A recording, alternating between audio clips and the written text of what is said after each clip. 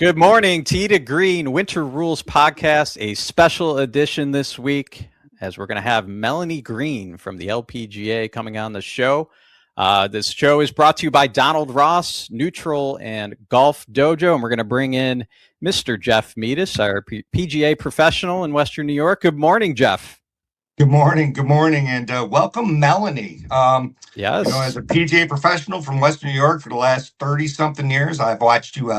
I watched your career ascend and watched you do some amazing things. Super excited to have you on our little local radio show here, and I think a lot of people in Western New York don't know that we got a girl from Western New York that's one of the finest young players out on tour, and just made her way to the tour as a rookie and won the British Amateur. I'm rambling on because I'm a little excited to talk to you, Melanie. Welcome to the show, and thank you for doing this for us. I know you got a busy schedule. Oh, good. No, thank you guys for having me. I'm happy to go back to the Western New York roots. That's for sure. Yeah, where do you live now, Melanie? I live down in Tampa, Florida. Okay, Oh, that's nice. right. Near USF, yes, where you went to college, set all kinds of records. Played on the Arnold Palmer team, played in the Curtis Cup. Yep. What was the Curtis Cup like? Curtis Cup was awesome. Who was your captain? The USGA event, Megan Stasi. Okay. She also was a Curtis Cup player at one point. I don't know how old she was, but a few years ago. And then, it was phenomenal. It was held in Sunningdale, England, and it was awesome. Honestly, it was such a fun week. The only thing that would have made it better is if we didn't lose by half a point. But overall, that was a lot of fun. There was a lot of fans out. A lot of support, honestly, and it was fun playing on, foreign soil. Would I have loved to play in America? Obviously, but I actually enjoyed playing over there. So it was a lot of fun. The golf course was great. But yeah, I loved it. I love wearing the red, white, and blue. I was honored to do it. And so it was a really fun week. The reason I ask is I knew Lancy Smith, who was a Curtis Cup captain, used to play a little bit of golf with her, and she's also local. So give us a little, you grew up in Medina, a little small town. Is that still Niagara County up there at Medina? Orleans. Or you're in Orleans. All right. So you grew up at Shell Ridge. Can you give everybody listening that might first time be exposed to who you are as a player and your path? Can you give a little background, a little synopsis of how you got going in golf? I was 5 years old when I picked up a golf club. My dad introduced me. Mom's not super athletic, so it was all my dad. And then, it's always that way. Yeah. Well, I'll be an athletic mom, that's for sure. Yes. But I was kidding. Yeah. Yeah, no, I got you. So I lived, 5-10 minutes away from Shellridge Country Club, and so I kind of just grew up there. I mean, I didn't play my first golf tournament until I was 13. I was kind of shy, so I didn't really want to experience the whole team aspect. That kind of whatever. Anyway, so I just I liked golf. It was something that I could work on my own, and I didn't have to worry about anybody else or anything like that. So maybe a little selfish, but that's okay. It was a lot of fun. I was definitely a range rat growing up.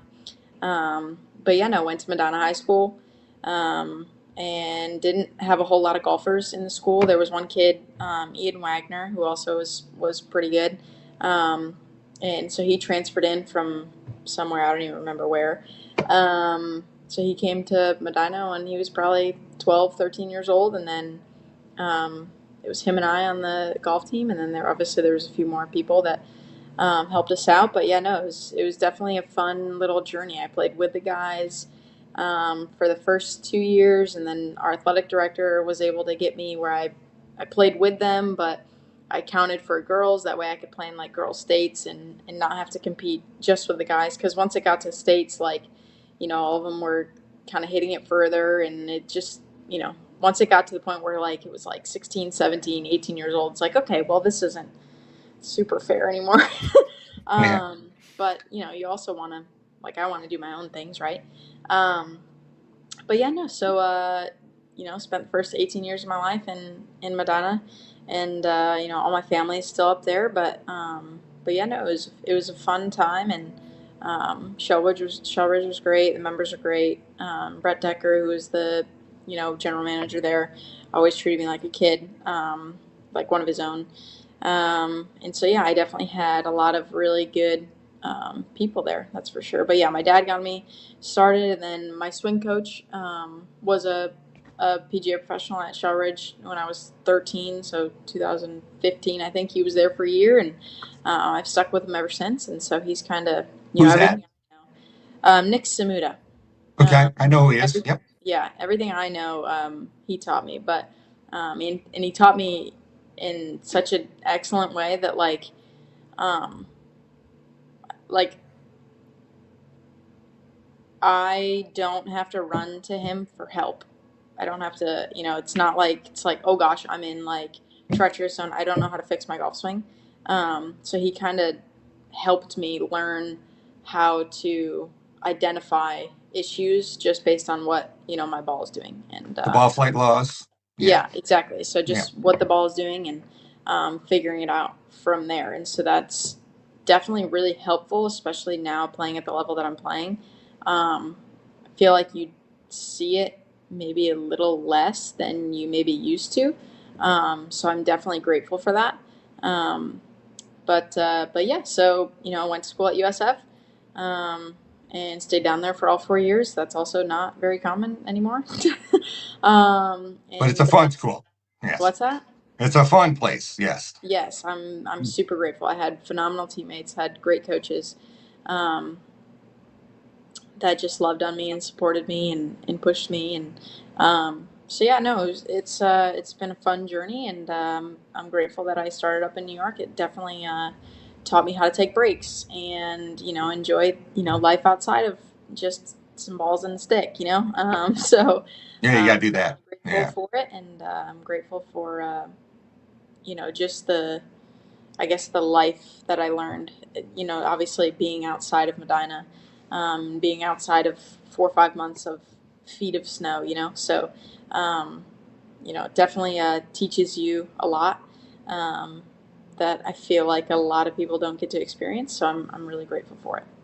And how about going? How about winning the women's amateur in Britain? Right. I don't Yeah. know the correct term. I want to call it the British women's Yeah. No. No. amateur. No. It Yeah. is.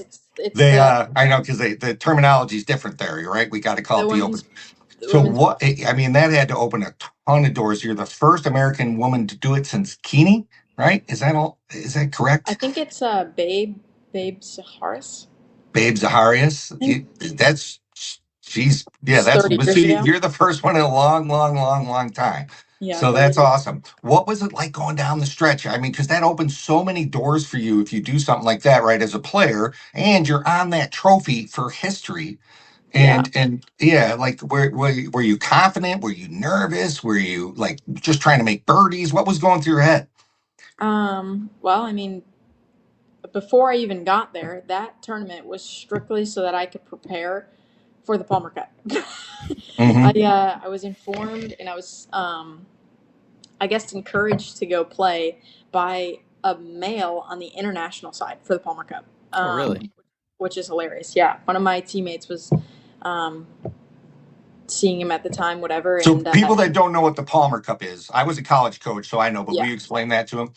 yeah. So the Palmer Cup is it's America versus uh, international, I guess. Yeah. Everybody. So everybody versus the U.S. How it Hmm. works. It's always the way it is. Yeah. Yeah, it's okay. I like it that way, Yeah. actually. So do I. But yeah, no. So that year it was held in Ireland, just about 2.5, 3 hours away from where the Curtis Cup was held. So, and it was the week before. So you actually saw a lot of girls, probably over half the team, play in the women's amateur that were playing in the Palmer Cup. So it was just kind of our like week of preparation. Obviously, just because we're going to be going playing, and because it was held in like June, so just about everywhere in the United States it was nice out. It wasn't rainy and 30 plus gusts, right? Even in So a lot of Medina. the Yeah. girls went over there to kind of prepare for the Palmer Cup. And so, yeah, that was basically what it was. And the Palmer Cup it's 12 girls, 12 guys on both sides, and then it's 36, 36, I think. And so you play foursomes and four ball and singles.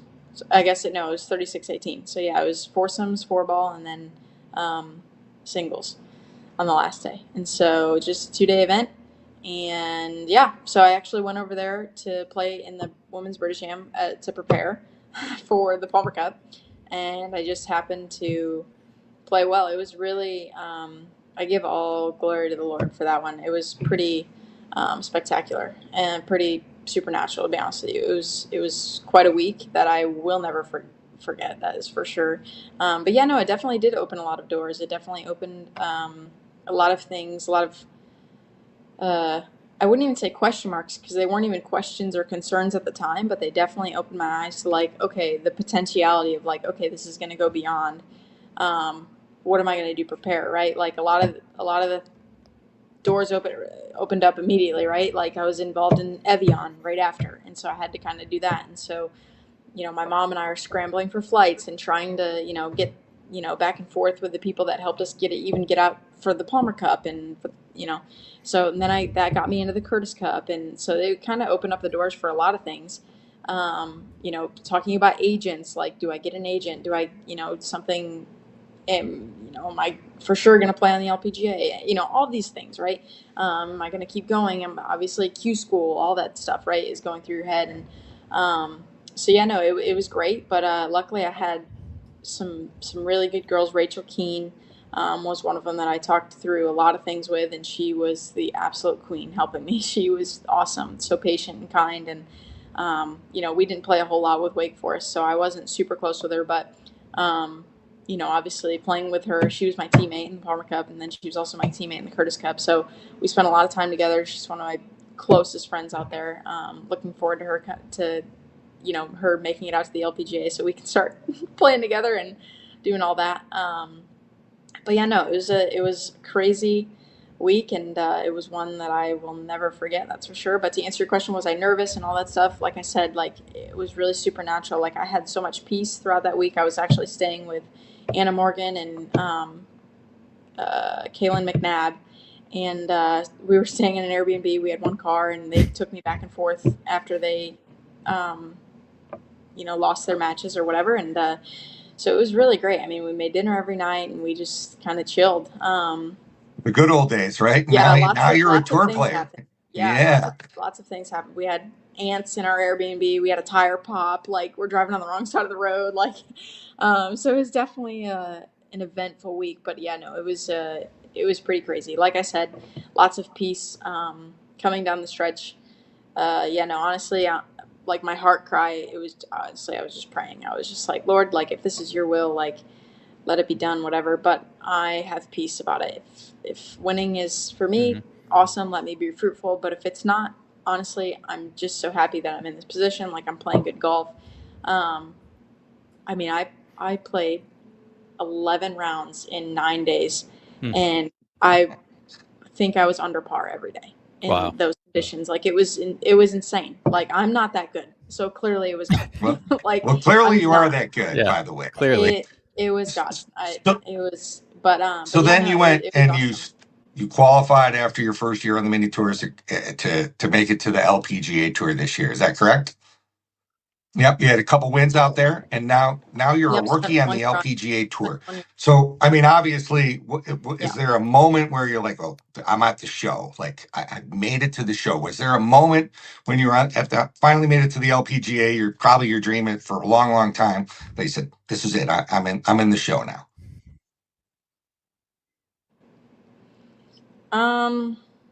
To be honest, there wasn't because you played a in a lot of moment or events anything like that. before. I think you played Evian as an amateur, right? Yeah, I played Evian as an amateur. I played U.S. Open as an amateur. I played the Portland Classic as a pro. It was on. I was on Epson at the time, but there was an event out in Portland, but I went and I tried to Monday queue into the Portland Classic, so I ended up playing in that. So I think prior to this year, I'd played 3 LPGA events.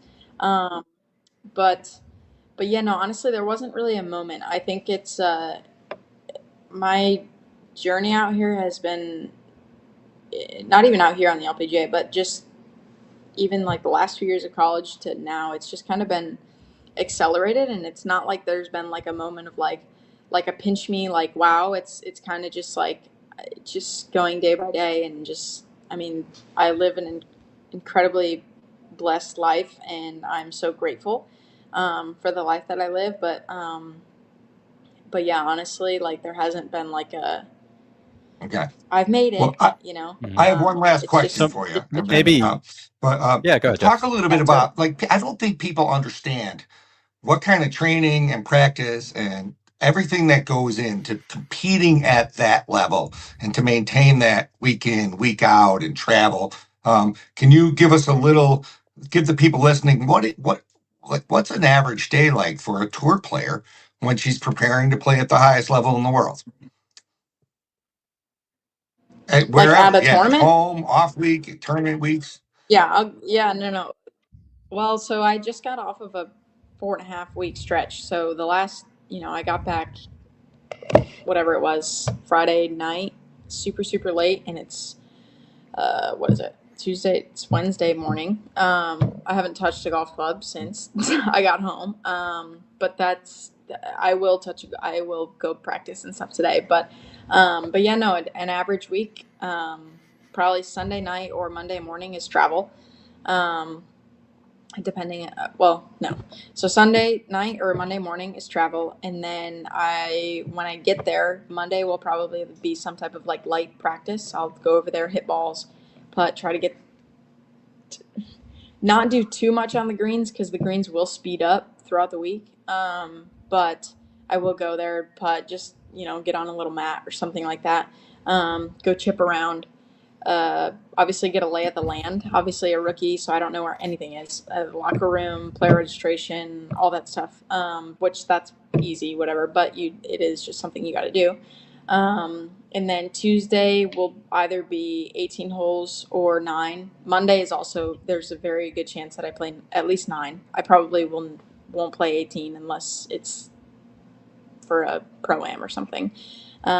So yeah, Tuesday will be 18 or 9 at least, and then I'll practice. Um, and then Wednesday, uh, there's pro-am usually, so I'll probably play 9 is what the pro-ams are, and then practice. And then just kind of hang out, and then obviously tournament starts on Thursday, Friday, and then cut, and then the weekend. But then try to sprinkle in a workout or two in there. Um, but yeah, no, obviously, just got to get all your diligence done. That's for sure. But yeah, no, it's very busy, very time consuming, and on top of that, there's sometimes there's sponsors obligations, right? Like Ford, for instance, if they're sponsoring an event right now, I'm so grateful and honored to be a part of I'm a Ford ambassador, so I wear them on my collar. And so they've done a few events and stuff like that. Like they took us out in Phoenix. They had a Bronco dirt track that like they had us come out, and we did some social That'd be media for them, fun. and so it was more of like a content shoot, and Yeah. it was awesome, right? And so just obligations like that, and then trying to fit in if people want to talk to you and stuff like that, making sure that you're fitting them into your schedule. And so yeah, it's very busy, very packed, but what a blessing it is to be busy, because there's a lot of Yeah. people that aren't. So yeah, no, I don't complain about it, and I understand that this is my rookie year, so everything is very new and exciting and stuff like that. But I'm really um, hoping and praying that the rest of my entirety of my career is out here. And I'm enjoying it, and it's joyful and all that stuff. So yeah, no, it's definitely jam packed, but um, you grind out there and you work for 4 weeks in a row, whatever, and then you come home and you can relax for a week. But yeah, no, definitely busy, but I feel like it's like everybody does this. It's just I'm just graced to do something differently. You guys are on a Yeah. podcast. You guys are working hard. You guys are trying to communicate and doing all that stuff. It's just different, but it's the same. You're still working hard. Yeah, and for those just joining, again, LPGA professional Melanie Green joins us. Really appreciate the Yeah. extended time you're giving us. You mentioned the rookie season on the LPGA tour. It seems to be going pretty well, but as you look at goals for this season, as you entered your rookie season, did you establish goals, write them down? The number of cuts you made, it looks like 6 out of 8. Fantastic start to your rookie season. What kind of goals have you set? Are they process goals? Yeah, a lot of it is very much like, am I working hard? Am I doing the things that I know to do? Am I doing my job? If I'm doing my job, then things will happen. I don't have to make I guess like success goals or like result goals. I don't think those are super I don't think those are super helpful for me, because I don't get fulfilled if I win. I don't get fulfilled if I like it. Will it be phenomenal and awesome and such a dream come true? Yes, but am I like going about my life, if I don't win, I'm not successful. If I don't win, I'm not good enough. Or if I don't win, I'm not, impacting people and helping people and doing that stuff and encouraging people and, inspiring the next generation or something like that. Am I going to attach one to the other? No. So yeah, no, there's obviously things that I want to do 100%. There's goals that I want to do, but I'm not putting it all on my shoulders during my rookie year. You know what I mean? Are there things that I want to do? Absolutely. Are there things that I will keep to myself that I want to do? Absolutely. But yeah, no, there's nothing like that stands out like, oh, there's one thing that I need to do, and if I don't do it, I'm quitting or I'm gonna be so upset, But yeah, no, I'm very grateful for the season I've had so far. I'm definitely looking forward to the rest of it and just learning and growing. Well, you sound like and a professional athlete to me, Melanie. That's how the athletes talk. That's how the best players speak. And we really appreciate your time here with us today. As we know, you're very busy. Everybody here at Tee to Green, Western New York, all the local, everybody, we're watching and rooting for you. And we're talking about you all the time. So thanks for giving us this much time today. And I know you got a lot to do, but thanks again and good luck, man. We'll be watching, rooting. Come on, go win one of these majors. Make a major your first. Come on. All right. Sound good? You did it at the British Am. Come on, you can do it again. Notice how silence doesn't mean disagreeing. Fair enough. You can, we all believe in you here. So congratulations on the success. And I love your attitude as a PGA professional and someone who's, I love watching you play. I love watching you compete. And I love your attitude. So we're excited for you. Good luck this year. Thanks. Yeah. Thank you for joining. Yeah. All right. That'll do it for this edition of Tee to Green's Winter Rules podcast. Again, big thank you to LPGA professional, Western New York native, Melanie Green. Take care.